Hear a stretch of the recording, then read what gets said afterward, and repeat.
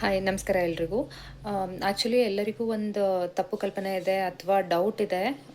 ಹಣ್ಣು ತಿಂದರೆ diabetes, blood sugar ಜಾಸ್ತಿ ಆಗುತ್ತೆ ಅಂತ.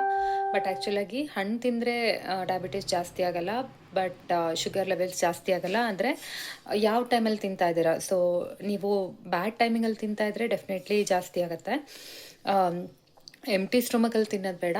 ಅದ್ರ ಬದಲಾಗಿ ಸ್ನ್ಯಾಕ್ಸ್ ಟೈಮಲ್ಲಿ ತಿನ್ನಿ. ಆ್ಯಂಡ್ ಏನೇನು ತಿನ್ನಬೇಕು ಅಂದರೆ, ಯಾವ ಹಣ್ಣುಗಳನ್ನ ಚಾಯ್ಸ್ ಮಾಡಬೇಕು ಅಂದರೆ, low GI, low glycaemic index ಇರುವಂಥ ಫ್ರೂಟ್ಸ್ಗಳನ್ನ ಆಯ್ಕೆ ಮಾಡ್ಕೊಳ್ಳಿ. ಫಾರ್ ಎಕ್ಸಾಂಪಲ್ ಅವಕ್ಯಾಡೋ ಇರ್ಬೋದು, ಗವಾ ಇರ್ಬೋದು, ಪಪ್ಪಾಯ ಇರ್ಬೋದು. And vitamin C rich foods, orange ಇರ್ಬೋದು.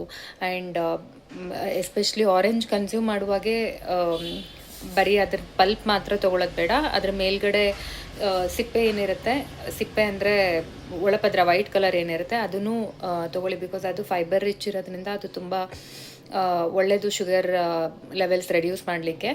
ಆ್ಯಂಡ್ ಹಣ್ಣುಗಳು ಮಾತ್ರ ತೊಗೊಳ್ಳಿ. ಹಣ್ಣು ಅಂದಿದ ತಕ್ಷಣ ಜ್ಯೂಸ್ ಎಲ್ಲ ತೊಗೊಳೋದು ಬೇಡ, ಬಿಕಾಸ್ ಜ್ಯೂಸ್ ತೊಗೊಳೋದ್ರಿಂದ ಫೈಬರ್ ಅಂಶ ಹೋಗುತ್ತೆ.